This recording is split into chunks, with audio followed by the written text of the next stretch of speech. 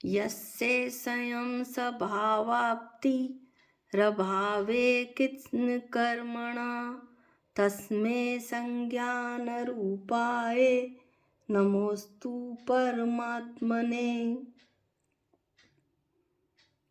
अब कारिका 37 आचार्य कहते हैं। कारिका 36 में आचार्य देव ने बतलाया था कि आत्मस्वरूप के अभ्यास के लिए 3 मुख्य उपाय बताए थे। गुरु के उपदेश द्वारा हे उपादेय तत्वों में, यानी गुरु का उपदेश प्राप्त करके हे उपादेय तत्वों को जानना, कौन ग्रहण करने योग्य है और कौन छोड़ने योग्य है।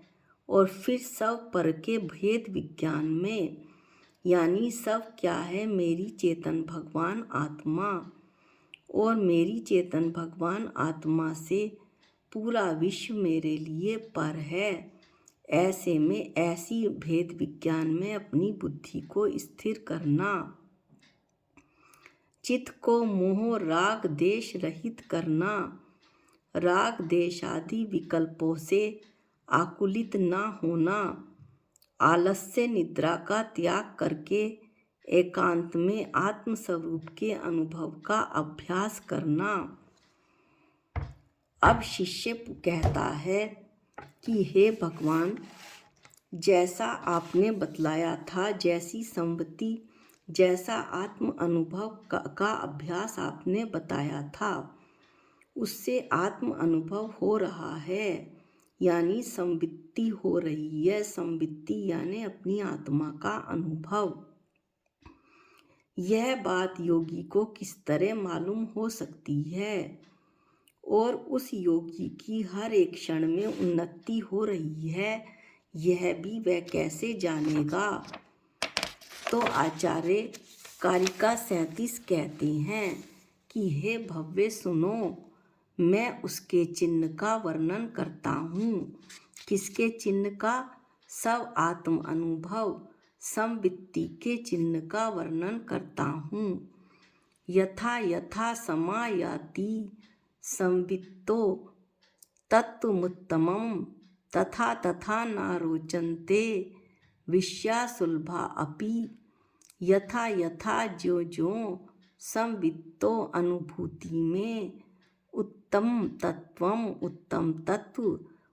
तत्व मेरे लिए क्या है? मेरी शुद्धात्मा, मेरी शुद्धात्मा का स्वरूप समायाति आता जाता है, तथा तथा त्यों त्यों सुलभा अपि सुलभता से प्राप्त हुए भी, अत्यंत आसानी से प्राप्त होने वाले भी विषय भोग, इंद्रियों के विषय भोग ना रोचनते रुचते नहीं हैं। अर्थात ज्यों ज्यों शुद्ध आत्म स्वरूप का अनुभव आता जाता है, त्यों त्यों आसानी से प्राप्त होने वाले इंद्रियों के विषय भोग भी नहीं रुचते। ऐसा आचार्य बतला रहे हैं। ऐसा ही उन्होंने पद अनुवाद में क्या कहा है? ज्यों ज्यों आत्म तत्व में अनुभव आता जाए, त्यों त्यों विषय सुलभ्य भी ताको नहीं सुहाए। जिस जीव को आत्म तत्व में अनुभव आता जाता है, उसे आसानी से प्राप्त होने वाले इंद्रिय के विषयों के भोग भी सुहाते नहीं हैं। ऐसा आचार्य बता रहे हैं। इस कारिका का सारांश क्या है? जैसे जैसे तत्व ज्ञान बढ़ता जाता है, वैसे वैसे सुलभता से प्राप्त हुए विषय रुचते नहीं। उदाहरण के लिए धन बढ़ता जाता है, वैसे वैसे गरीबी घटती जाती है। और उदाहरण भी सुनिए, जैसे जैसे औषधि खाते जाते हैं, वैसे वैसे रोग घटने लगते हैं। जैसे जैसे वृक्ष में फल आने लगते हैं, वैसे वैसे वृक्ष झुकने लगता है। जैसे जैसे दान दिया जाता है, वैसे वैसे अहंकार घटता जाता है। जैसे जैसे स्वाध्याय बढ़ता जाता है, वैसे वैसे इंद्रिय विषय अपने स्वयं ही छूटने लगते हैं, अपने आप ही छूटने लगते हैं। ऐसे बहुत से व्यक्ति देखने में आते हैं कि जब से वे स्वाध्याय करने लगे हैं तब से उनकी दैनिक चर्या ही बदल गई, कषाय घट गई है। क्रोध से जहाँ शरीर अग्नि रूप हो जाता था, अब वहाँ पर क्रोध बिल्कुल मंद हो गया है। विषयों के प्रति राग भाव घट गया, बच्चों के प्रति भी राग भाव घट गया है। व्यापार में भी ज़्यादा धन प्राप्ति के बारे में विचार नहीं करते, अर्थात संतोषी जीवन बन गया है। गुरुवर आचार्य श्री विद्यासागर जी ने कहा है, संत समागम की यही तो सार्थकता है कि संत समागम करने वाला, संतों के सानिध्य में बैठने वाला संत बने या ना बने, वह संतोषी अवश्य बन जाता है। जिसका मन सुख शांति से संपन्न है, ऐसे महापुरुषों को भोजन में रुचि नहीं, तब उन्हें अन्य विषय क्या अच्छे लगेंगे। आत्मस्वरूप का जब भान हो जाता है तो विषयों के प्रति भोग्य बुद्धि उत्पन्न नहीं होती। जैसे जैसे योगी को सब अनुभव रूप सब संवेदन में आत्मा का आनंद आता है, यानी उसके अनुभव में उसकी आत्मा आती है और उसके आनंद का उसे अनुभव होता है, वैसे वैसे सुलभ्य रम्य विषयों की ओर उसका मन हटता जाता है। उसे पता चल जाता है कि मैं तो ज्ञाता दृष्टा चेतन भगवान आत्मा हूँ। इसलिए उसे सुंदर प्रतीत होने वाले विषय भी आकर्षित नहीं करते। जिसको भोजन नहीं अच्छा लगेगा, उसे विषय भोग क्या रुचेंगे, क्योंकि आध्यात्मिक आनंद के समक्ष उसके विषय भोग का आनंद तो उसको तुच्छ और नीरस लगता है। आध्यात्मिक आनंद तो अलौकिक है, नित्य है। विषय भोगों में एक वस्तु प्राप्त हुई, क्षण भर को आनंद आया, अन्य वस्तु की इच्छा फिर शुरू हो गई और यही चक्र चलता रहता है। लोक में भी यही रीति है कि अधिक सुख का कारण प्राप्त होने पर अल्प सुख के कारणों के प्रति लोगों को अरुचि होने लगती है। यदि मुझे एसी का सुख प्राप्त है तो मुझे पंखा कहाँ सुहाएगा। यदि मुझे पूड़ी और पकवान मिल रहे हैं खाने को, तो दाल रोटी क्यों अच्छी लगेगी। इस विषय में एक कथा अत्यंत प्रसिद्ध है कि विषय भोग होते हुए भी आत्मा का आनंद लेता हुए जो योगी है उसे विषयों में आनंद क्यों नहीं आता। जब आत्मा का आनंद आता है तो विषयों का आनंद क्यों नहीं आता।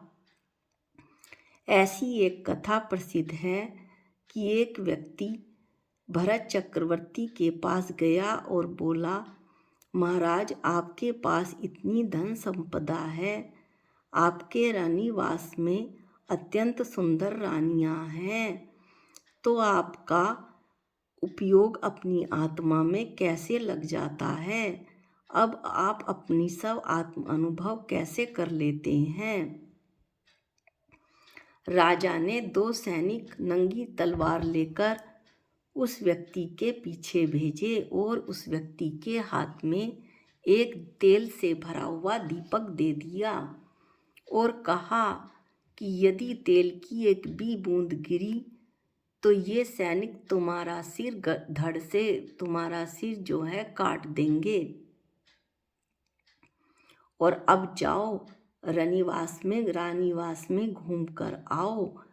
वो मनुष्य पूरे रानीवास में घूम आया।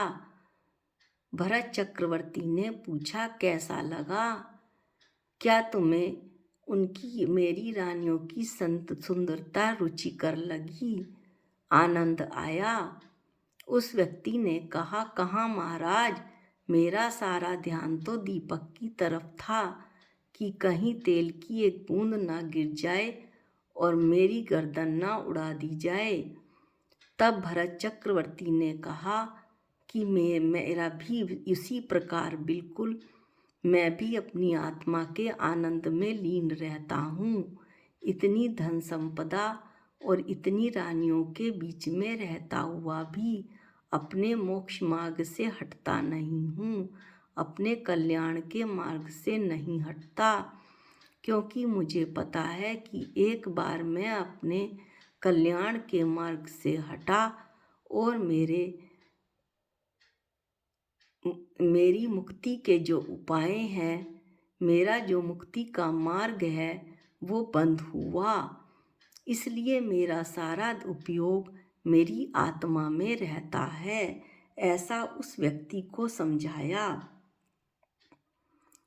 इसलिए विषयों की आरुचि ही, ये कहा है आचार्य ने कि जो विषयों की आरुचि है वही योगी की सब आत्मसंपत्ति को प्रकट करती है। अर्थात क्या कि योगी का जो सब आत्मा का अनुभव है उसका उपयोग जो अपनी आत्मा में लग रहा है और उसे आनंद आ रहा है, तो जैसे जैसे उसे आत्मा का आनंद आएगा वैसे वैसे उसे इंद्रियों के भोगों में आरुचि लगेगी, यानी इंद्रियों के भोग उसे अच्छे नहीं लगेंगे। ऐसा इस कारिका 37 में बतलाया है। कारिका जो 38 है उसमें इसी कारिका 37 के भाव को आचार्य ने और स्पष्ट किया है, लेकिन हम कारिका 38 अगले वीडियो में लेंगे। आज के लिए इतना ही। जा वाणी के ज्ञान से सूझे लोकालोक, जो वाणी मस्तक नमो सदा देत हूँ धोख। हे जिनवाणी भारती तोहे जपूं दिन रैन, जो तेरी शरणागते वो पावे सुख चैन। सबको जय जिनेंद्र।